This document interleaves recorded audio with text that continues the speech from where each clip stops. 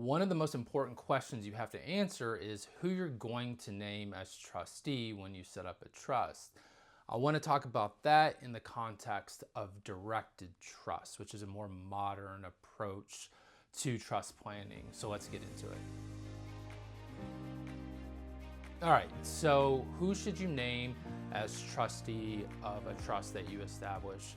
And also, we want to focus on that question in the context of a directed trust. So first, who should you name as trustee of your trust? I think the simple answer is whoever you think is most qualified to do so. So a trustee, as a recap here, they're in charge of the administration of the trust. They're in charge of making sure that the provisions of the trust are carried out. So they're going to be making distributions, they're going to be investing assets, managing those assets, whether it's a brokerage account, an operating business, maybe a family vacation home, anything. It could be anything, antiques, jewelry, etc. So that one person, or it could be a business, an entity like a trust company or a bank, could be named in that role to do all of those things. Now, there's a few problems that people run into when they set up a trust. One, who do they trust enough to be able to take on that huge undertaking, because there's a lot of responsibility there. And like I said, you want to name the person who's most qualified.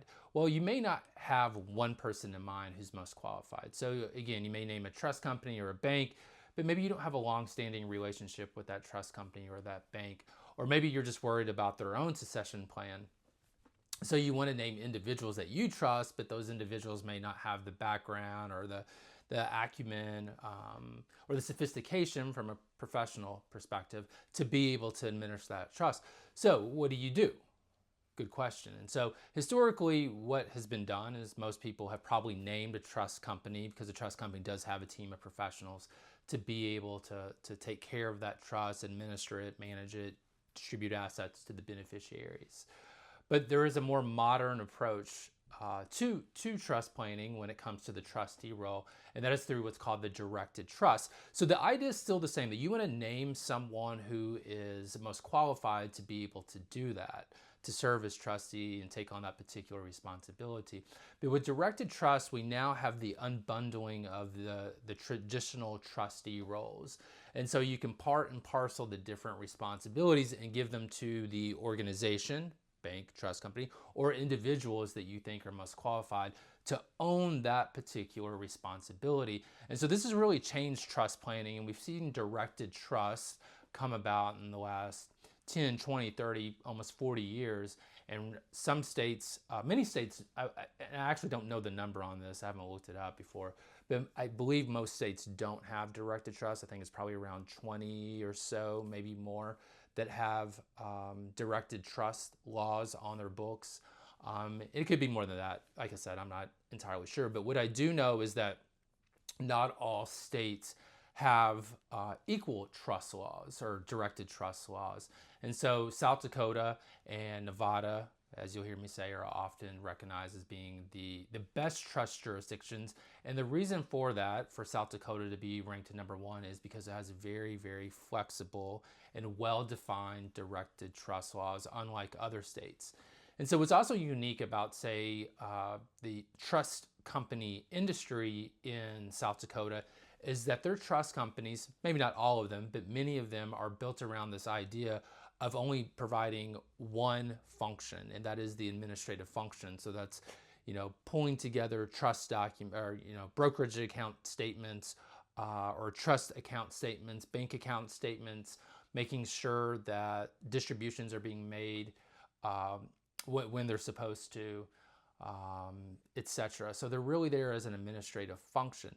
They take direction, that's why it's called a directed trust. They take direction from a distribution advisor or committee and an investment advisor or committee. And so distribution advisor or committee is a person or persons or organization that you structure that are going to decide when distributions to the beneficiary should be made. And so that is a group of people or person or organization that the client who's setting up the trust decides, this is who I want in charge of the distributions. And so they would direct, say, the administrative trustee, a trust company often, to make distributions. So the administrative trustee cannot cannot veto what the distribution advisor is saying. They have to take direction from that distribution advisor. And the idea of the investment advisor is the same thing. You can even name the client as the investment advisor, or it could be a committee, or you could structure it as an organization. There's different ways to approach this, but the point is the investment advisor, and that's the name given to it by law, investment trust, trustee advisor, trust advisor. They give direction to the administrative trustee when to maybe sell an asset or buy an asset or leverage an asset, whatever it may be. But they also have the ability to have a lot of flexibility where they're making decisions on a day-to-day basis regarding maybe trading securities, or if there's an operating business, they can retain the ability to continue to operate that business without having to get the administrative trustee involved.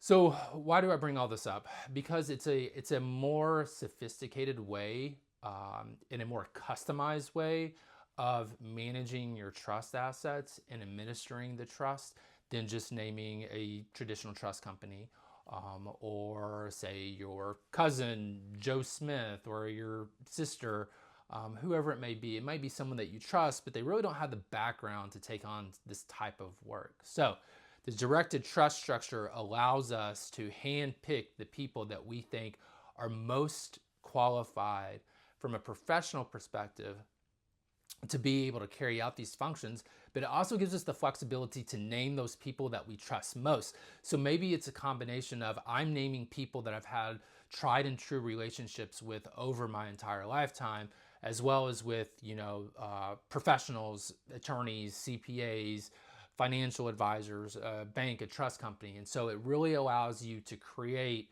a balanced approach to make sure that your trust is administered and managed the way that you want.